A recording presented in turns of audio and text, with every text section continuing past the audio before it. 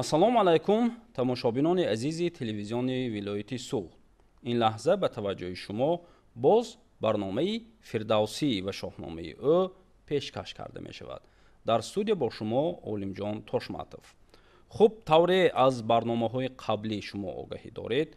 мо дар барнома асосан дар бораи асари безаволи Абулқосим Фирдавсӣ шоҳнома суҳбат мекунем ва дар барнома мо олимон, мутахассисон, устодони донишгоҳҳоро даъват намуда атрофи мавзӯъҳои мухталифе ки дар шоҳнома дарҷ карда шудааст мавриди баррасӣ қарор медиҳем. Ва имрӯз мо дар барнома қарор додем мавзӯи достони Ҷамшед дар шоҳномаро мавриди баррасиву таҳлил қарор диҳем. бо ин мақсад ба студияи телевизиони вилояти Суғд устоди донишгоҳи давлатии Хуҷанд Нуралӣ Нурзод, директори институти илми тадқиқотии илмҳои ҷомеашиносии донишгоҳро даъват намудем. устод, мо шуморо ба барнома хушомадед мегӯем. хуб, шумо низ аз барномаҳои қаблӣ огаҳӣ доред.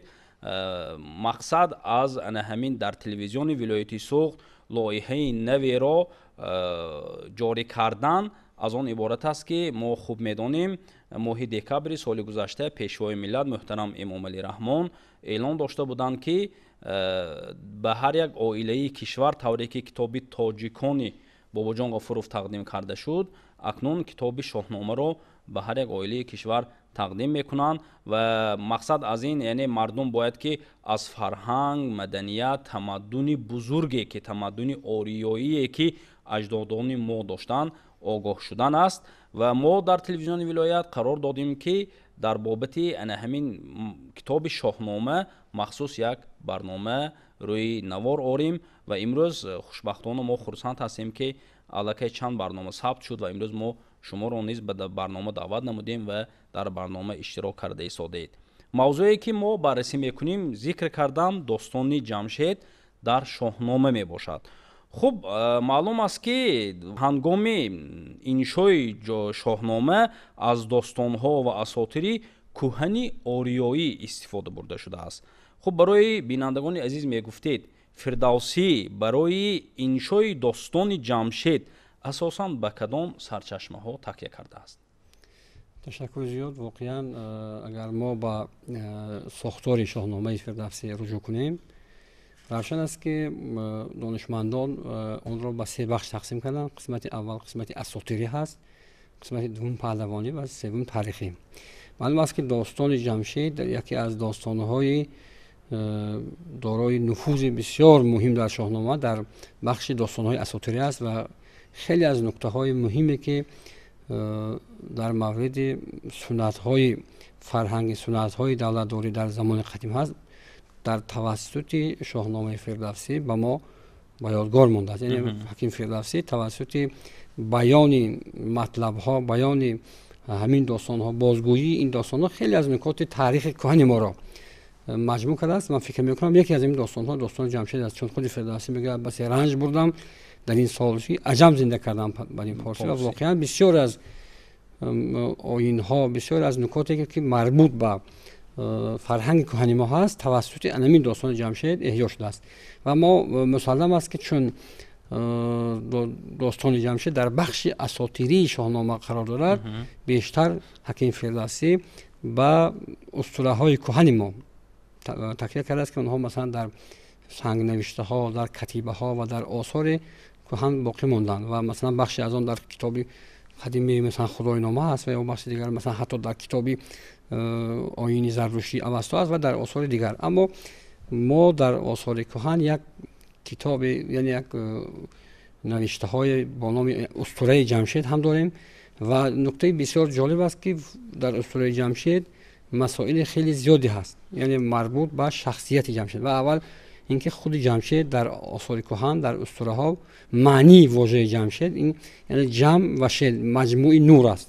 албатта ин ба шахсияти пайванд дорад ва аз ҳама аҷиб он аст ки дар баробари ин ки сарчашмаҳои то исломии масалан форсӣ ё ориёӣ ҳастанд, бешак ҳаким Фирдавсӣ аз сарчашмаҳои кӯҳани ҳиндӣ ҳам бохабар буд, чун дар осори қадимаи ҳиндувон Ҷамшед нахустин انسان است، یعنی ییما به شکل ییما همون یاما یا و بعدا مثلا شده مثلا جمشید و دوستان اگر مثلا اصول جمشید رو ما نگاه کنیم چند پدیده بسیار مهمی که راجع به حیثیت ملی ما، یعنی پدیده های فرهنگ ملی ما به جمشید نسبت دارد. اول اینکه ما میدونیم که در کتاب های کهن جمشید رو به عنوان دارنده یعنی صاحب جام که با نام جام معروف است، هرچند که در شاهنامه فردوسی این نکته ذکر نشده است، لیکن این تعبیر، این جنبه بسیار مهم اسطوره‌ای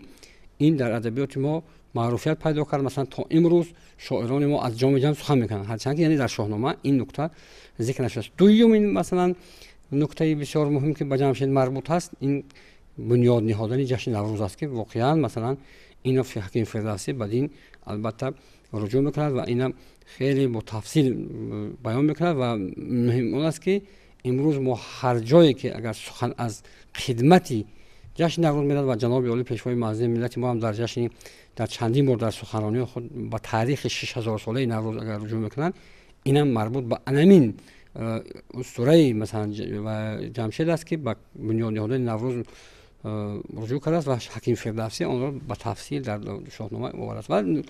و نکته سوم با کشف مهمات زندگی.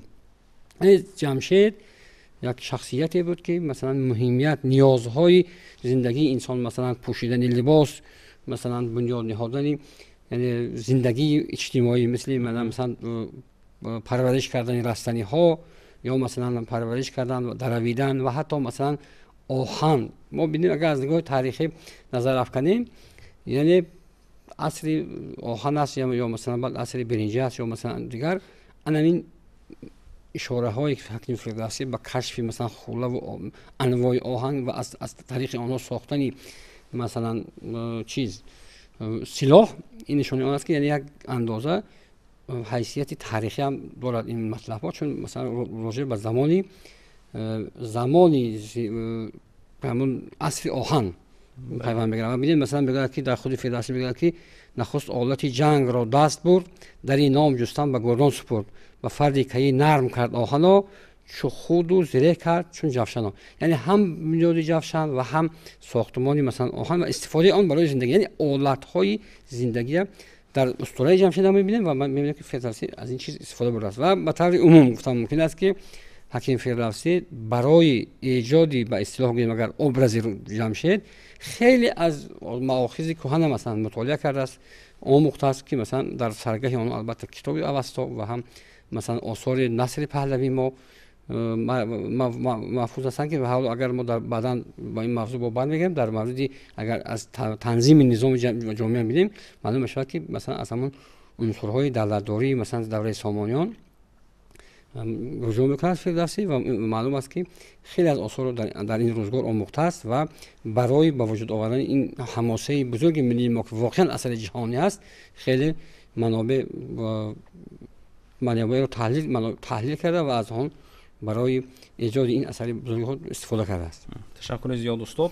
یعنی در حقیقت برای که شاهنامه امروز بعد گذشته چندین عصرها تا حال مثلا ولی زبان مردم است، تا حال شاهنامه زنده است و شاهنامه زنده خواهد ماند. البته در حقیقت از آن دلالت میکند که گذشتگان ما پیش از اسلام نیز یک فرهنگ و مدنیتی غنی و بای داشتند که امروز مثلا یک خدمتی فردوسی نیز در آن بود که همین چیزها باید از بین نروند، همین گویم تمدن‌های آریایی را سرجم کرده به رجوع به آن به کتاب شاهنامه و از جمله داستان جمشید را نیز ایجاد کرده است. خب تشکر زیاد. درباره خود شاه جمشید حاضر سخن کردیم. از شما من پرسیدنی هستم که عموما همین نظام اداره کنی اجتماعی جامعه در زمان شاه جمشید چگونه بود؟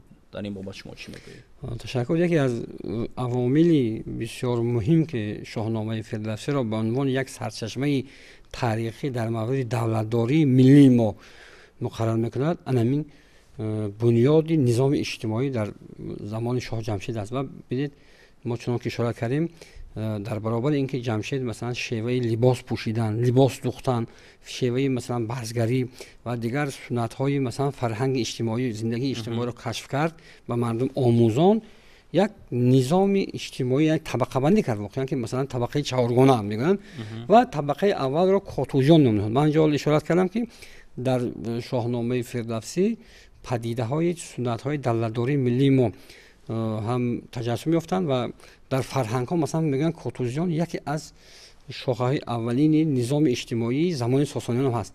بس معلوم میشه که هم فردوسی از اون آموخته است و این اشارت از آن میکند که واقعا ساسانیان که مثلا اونها هم یک سلاله دولتداری کهن ما هستند، اونها از تجربه های نادری که در تاریخ دولتداری ما از قدیم مانده است استفاده کردن. و ببینید مثلا فردوسی میگوید که خب زهر پیشور انجمن گیر کرد، بدین اندران نیز 50 خورد. یعنی این تدبیر تقسیم بندی نظام اجتماعی جامعه از روی کسب پیشه است و میگوید گروهی که کاتوزیان خانیش به رسمی پرستندگان دانیش، جدا کردشان از میان گروه پرستنده را جایگاه کرد کو. یعنی انمی نظریه از دین جدا بودن دین از دولت، ببینید در زمان جمشید میگه که جدا کردشان از میان گروه پرستنده را جایگاه کرد کو. یعنی اینا کاتوزیان اونهایی که مثلا هم طبقه های مثلا روحانی، یعنی کار اونها حتی اینجا میگه در ادامهش که مثلا بدان تا پرستش بود کارشان، نوان پیش روشن جهاندارشان صفی. یعنی اینجا منظور همین که اینا باید کارهای در امور دولتداری دخل نکنن و همیشه حتی در جای دیگر هم فردوسی میگه که وظیفه اینها پرستش و دعا کردن در حق مردم است. ببینید که بسیار علمی نظریه از دولت جدا بودن دین و با کار امور دولت دخل نکردن البته در شاهنامه فردوسی ممکن این غایه خود فردوسی باشه که میخواست در زمانی که مثلا البته ببینید این یک مسئله بسیار مهم است. وقتی مثلا نظام دولتداری سامانیان که دولتداری ملی بود و به ارزش‌های ملی تکیه میکرد، وقتی که فردوسی مثلا بعد از این سقوط دولت سامانیان با برخوردهای بسیار شدید مثلا روبرو شد از جانب سلطان محمود که بسیار تعصب سخت دینی داشت و من گمان میکنم که یک غایه بسیار مهم فردوسی منظور کرد که باید جامعه همگونه باشد. یعنی شاید در همون دوره هم علاقه همیشه مشکلی ها بین جامعه و دین وجود داشتن که فردوسی در شاهنامه چنین ذکر کرده است. بعدا در مثلا زینه دوم میگه که همه نام نیساریان خواندند کجا شهرمندانی جنگاوران. نیساریان علاقه این سپاهیان هستند. یعنی ببینید در همون دوره یعنی طبقه دومی مثلا جامعه این طبقه حربی است، یعنی امور حربی که اینجا مثلا البته فردوسی مثلا خیلی با نکته های دیگر مثلا فروزنده میگه اینجا میگه که فروزنده لشکر و کشورند، یعنی میگه که کزیشان بود تخت شاهی بجای و زیشان بود نام مردی به پای. اینجا مثلا بعدا یک نکته بسیار مهم است که واقعا هم نظر فردوسی است که امور دولت داره بر پایه مثلا نیروهای حربی مقاماتی مثلا با اصطلاح امروز مقامات حفظی حقوق با پاورجی است و این نظریه بسیار در فرهنگ ما نظریه کهن است. و سوم مثلا اینجا ملت میگه که یک گروهی را مقرر میکنه که اونها وظیفه‌شان مثلا پرورش کردنی مثلا میگه که بیکارند و ورزند و خود بدروند و گاهی خورش ترزنج نشوند. یعنی اینها علاقه طبقه دهقانان، یعنی اونهایی که کشاورز به اصطلاح و در مثلا در بعد از کشاورزان مثلا میگه چهارم که خانه تو کشی همان دست ورزانی با سرکشی کجا کارشان همگنان پیشه بود روانشان همیشه پرندیشه بود. کار اینها یعنی هنرمندان هستند، این علاقه مثلا صنعتورند و هنرمند. و در همین جا بسیار نکته عجیب است که فردوسی تاکید می‌کند که در برابر اینکه مثلا آهن را کشف کرد جمشید، طرز استفاده آهن و از وی ساختن مثلا ابزار جنگی، وقتی که مثلا طبقه مثلا نیساریان میگه ابزار جنگی مثلا برای لشکر اونا آموزون میگه مثلا هم پرورش رستنی های هم پرورش مثلا وسیله زندگی هستن. در برابر همین مثلا انواع هنرمندی اونجا مثلا جنس های مثلا طبیعی کشف کرد که از اونها هر نفر هنرمندا مثلا ابزار و چیزهای برای زندگی بزرگ میکنن. بعد مثلا درجه معرفتی وقتی که پرورش و نکته های دیگر مثلا آموزان اینجا بسیار عجیب میگه که مثلا اینجا میگه هنرمندان کی بودن، حتی میگه که یک چیز عجیب است، حتی میگه که همون نیروهای اهریمنی مثلا دیوان رو برای بنیاد کردن قصر و کشخانه، یعنی در ساختمان، یعنی اینجا حتی مثلا اصطلاح هندسی استفاده می‌برد، ببینید که در همون زمان همون ترتیب معماری، یعنی بنیاد نهادن خانه ها و مثلا آرایش آنها که این وابسته است به انواع البته هنرمندی. و در مثلا اینجا میگه چو گرمابه و کاخهای بدن، چو ایوان که باشد پناه از گزن، از آن پس اینها شد آراسته، شاهنشاه با دانش خواسته. مثلا حتی ز خارا گوهر جست یک روزگار، همه کرزو روشنی خاصور، از سنگ خارا مثلا گوهر ساختن که اینها البته هنرمندی هستن. حتی ببینید اینجا میگه که مثلا اینجا میگه که همین خاصیت رستنی های مثلا معین کردن.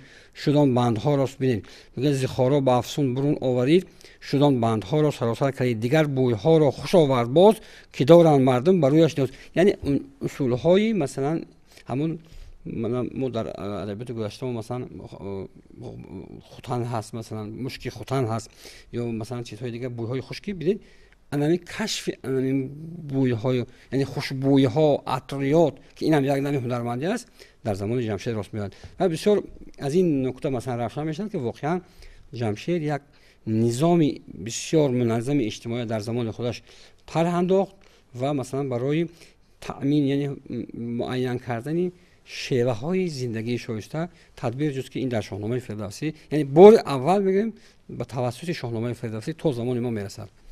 تشکر زیاد استاد، بسیار خوب در اینجا شما ذکر کردید. یک چیز دیگر بود وقتی که اکنون سخن که درباره یعنی همین خودی شاه جمشید رفت، در اینجا یک سوال دیگر به میان آمدنش ممکن است که من از شما پرسیدن میخواهم چرا جمشید رو نخستین شهریار نام میبرند؟ یعنی این اساسا در تمدن آریایی چنین ذکر شده است، ما این رو از سرچشمه ها با خبر هستیم. در بابت همین شما چی فکر دارید؟ تشکر، خیلی با مورد تاکید شد. واقعا یک دانشمند دانیایی ارتور کریستنسن یک کتاب نوشت درباره جمشید با نام نخستین انسان و نخستین شهریار. یعنی و واقعا وقتی این کتاب مثلا از نگاه اول توجه میکنید مثلا حیرت میفته که چرا مثلا جمشید هم نخستین انسان است و هم نخستین شهریار.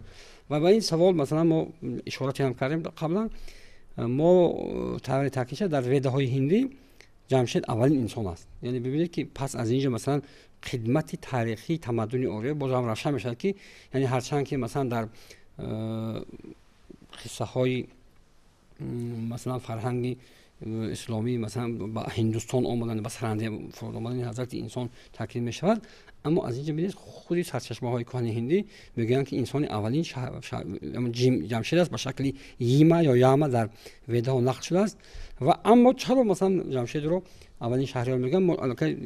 ما میکنم که اگر ما از زمان قسمت داستان های قدیمه دوره اساطیری شاهنامه ببینیم، مثلا شروع میشه از مثلا داستان خودی کیومرث که گایامریتا اولین انسان که نیمه گاو و نیمه مرد بود و میگونه اسطوره هستن، و مثلا بعدی اسطوره مثلا داستان هوشنگ است و تحمورث و جمشید.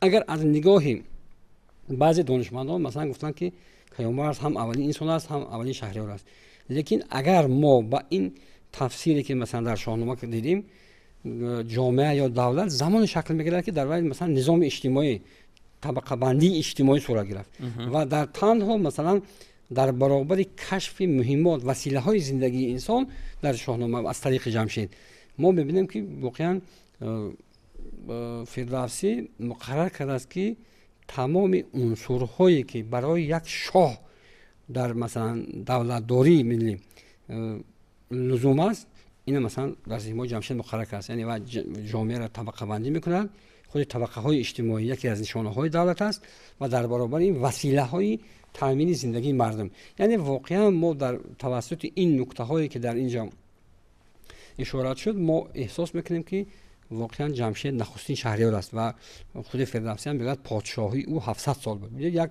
زمان بسیار طولانی که واقعا خیلی از نکته های بسیار مهمی که به یک نظام دولتداری ضرورن در اونجا مثلا شکل گرفت و برای تکمیل نظام اجتماعی مثلا جامعه خدمت کرد. و از نظر دیگر ما اگر با اسطوره خود جمشید هم نگاه کنیم بعضی از جزئیات های هستند که با یک شاه مثلا خاص است، اما هرچند که فردوسی نقل نکرده است اما در دیگر تاریخ نامه آمده است. مثلا همین در تاریخ مثلا حبیب السری خواندمیر ذکر می شود که جمشید 4 انگشتر داشت. یکی مثلا اگر اون انگشتر رو به دست میگذاشت همون جام جم، یعنی در اون انگشتر که آینه داشت، یعنی جام داشت، تمام دنیا رو میدید. یکی از اون مثلا اگر با چیز میگذاشت، با انگشتش میگذاشت، تمامی مثلا دیو و اجینه و مثلا همه غیر موجودات غیر انسانی تابع او میشن. و از همه مهمش یک چیز دیگه میگه که اگر انگشتر سومش رو میگذاشت، جاسوسانش از کشورهای دیگر به وی خبر میفرستادن. اما ببینید که نظریه در همین دو عنصر بسیار مهمی، همین اسطوره جمشید، ما یک این هم چیزی که مثلا با عنصرهای دولت‌دار مربوط است. از نظر دیگر نظریه‌های همین پیشرفت‌های تکنولوژی زمان امروز می‌بینیم. یعنی اگر همون جام جمع تصور کنیم که دنیا می‌بینه، همین تلویزیونی که بعداً در قرن مثلا 20 کشف کردن، و دومش همین تصور کنید که اگر انگشتر میگذاشته و تمام دنیا را مثلا از کشورهای دیگر جاسوساش خبر میدن، این همین تلفن موبیلی است که بسیار مهم است. من فکر میکنم که یعنی این نظریه در مثلا حتی اگر که شاید در زمان، اما در شاهنامه که هرچند که نقل نشده است این چیز، لیکن در اسطوره جمشید هست، در اساطیر قدیم است و سیمای جمشید رو به عنوان یک شاهی هم مبتکر و شاهی که مثلا قادر است برای اداره کنی یک جامعه منظم می باشد معرفی میکنند.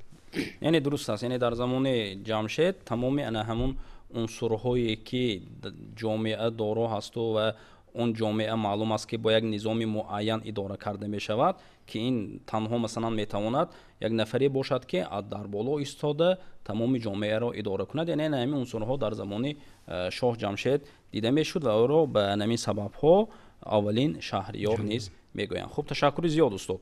عموما درباره همین داستان جمشید در شاهنامه، البته این داستان بسیار بزرگ است. در این داستان بسیار چیزها را ذکر کرده شده است که ما البته در این یک برنامه آن را پوره ذکر کرده نمیتوانیم چون که وقت به اون کفایت نمیکند.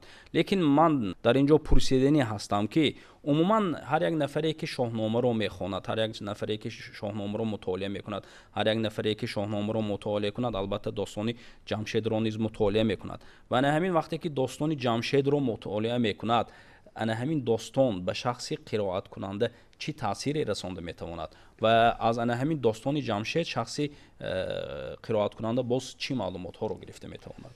تشکر. اینجا ما وقتی درباره داستان جمشید صحبت کردیم تا جایی رسیدیم که یعنی جمشید یک شاه مکمل منظور شد، یعنی یک جامعه ساخت. و اما فردوسی یک نکته بسیار مهم در پایان داستان ذکر میکرد که این مربوط است به آنکه یعنی جمشید با همون قدر شهامت، با همون قدر تدبیر، با همون قدر ایجادی یک جامعه متمدن گفتم ممکن است مغرور شده. مثلا فردوسی میگه که یعنی گفت که مردم که البته در اسطوره هست که مردم گفت که من خدا اعلام کنیم و اینجا بسیار نکته ظریف هست که یعنی همین نکته مثلا در اسطوره ها یا در مثلا یادداشت های آثار دینی قدیم هست. یعنی حتی میگن که در آیین اوستا میگن که وقتی چرا یعنی همین از زردشت گفتم اهورامزد میپرسد که آیا همین دینی تو قبل از تو منظور شد نازل شد و میگه که قبل از من با جمشید نازل شد و جمشید از خود رفت، یعنی خود را خدا اعلام کرد، یعنی بیرون رفت و با همین یعنی از بین رفت. اما فردوسی یک نکته عجیب داره در شاهنامه، میگه که از آن گر یکی برخورد با خرد دیگر از راه رمز معنی برد. ما وقتی مثلا با کشف آتش گفتیم یعنی یک اشارت میکنه که یعنی هم زمانی حضور تاریخی جمشید با زمان مثلا عصر آهن است و اینجا هم میگه که یعنی وقتی که یک اندازه میخواهد بازگویی کند که زمان جمشید زمان پایانی مهرپرستی، فرهنگ مهرپرستی و گذاشتن به مرحله نوی تفکر دینی است. یعنی مهرپرستی چون ببینید جمشید هم مجموعه جمع نورها است، یعنی شکل مثلا کلمه خورشید بعضی پیدا شد یک اشارت به همین میکند و بعدا مثلا اینجا منظور میشود که واقعا یعنی یک پرکتیس یا روند یک تشکلی یک نظام اجتماعی جامعه را به واسطه هم بیان میکنه. و البته اینجا ما میبینیم که بعدا کار شهره ضحاک پیدا میشد و حتی در اسطوره های قدیم میگن که جمشید را با این در شاهنامه نیستین، جمشید رو میگه از مثلا از میان دو پاره کردن، از یک طرف اون که مثلا طرفی یعنی روشنی بود، طرف نیکی بود، فریدون به وجود آمد، از طرفی که اما خودش خدا اعلام کرد ضحاک پیدا شد. اما فردوسی اینو به گونه دیگر ذکر میکنه، یعنی کار جمشید به دستی چی تمام شد؟ به دستی ضحاک تمام شد که البته مثلا ما بعدا در شاهنامه داستان ضحاک میاد و پایان کار جمشید. و پیام فردوسی با آفرینش ابراز و سیما جمشید این است که واقعا پیش از همه یعنی ما امروز توسط مطالعه داستان جمشید از شاهنامه فردوسی آگاه میشیم که واقعا خدمت دولتداری مینیما قدیم بودن دولتداری مینیما ثابت است. یعنی چون که در مثلا بسیار سخنرانی‌ها شما پیشوای معظم ملت حتی مثلا تاریخ 6000 ساله فرهنگ مینیما اشاره میکنن. این پیش از همه این است که ما باید آگاه باشیم که یعنی 6000 سال قبل مردم ما صاحب دولت بودن، صاحب ملت بودن، صاحب تمدن بودن و خودش مثلا بنیاد نهادن جشن نوروز که یک داستان الهی است که ما درباره مثلا باید صحبت نکنیم، یک داستان الهی است و خیلی از مردمی که در تحقیق نوروز خدمت کردن میگن یعنی با تکیه میکنن به فردوسی و داستان مثلا جمشید. خود همین خیلی مثلا نکته مهم است. در برابر این مثلا فردوسی با چون شاهنامه که یک پیام اخلاقی است، پیام خردورزی هست، مثلا در سیمای جمشید مسئله کشف یعنی با وجود آوردن زندگی شایسته رو ترغیب میکنه. یعنی باید انسان چگونه زندگی باشد، در میان اجتماع زندگی انسان چگونه صورت گیرد.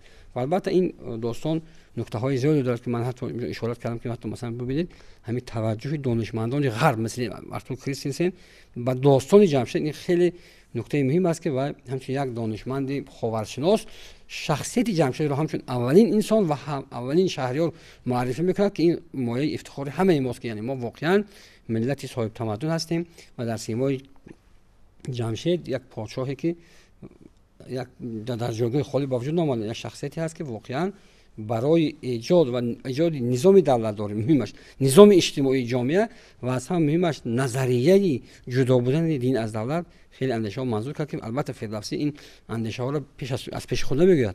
اون مثلا در زمینه مطالعه که ببینید ما مثلا نکته هایی که ما گفتیم بعضی از این نکته ها با همون مطلب هایی که در اسطوره ها اومده است یا در مثلا آثار قدیمی اومده است مطابقت دارد و من گمان میکنم که این داستانی هست که هرچند که خود فردوسی مثلا در مورد داستان رستم میگه که یکی داستان است پرابی چشم دلی نازک از رستم بخشم، اینم داستان جمشید هم یک داستانی هست که واقعا خیلی از حکمت ها رو برای امروز و برای فردا منظور میکنه و من باوری کامل دارم که همین تشبث پیشوای معظم ملت در مورد تقدیم شاهنامه با ما با تمام جامعه ما امکان میده که ما دوباره و دیگر باره با نگاه دیگر شاهنامه رو بشناسیم و خیلی از نکته ها خیلی از حکمت اندرز خیلی از مطلب ها معرفت کنیم.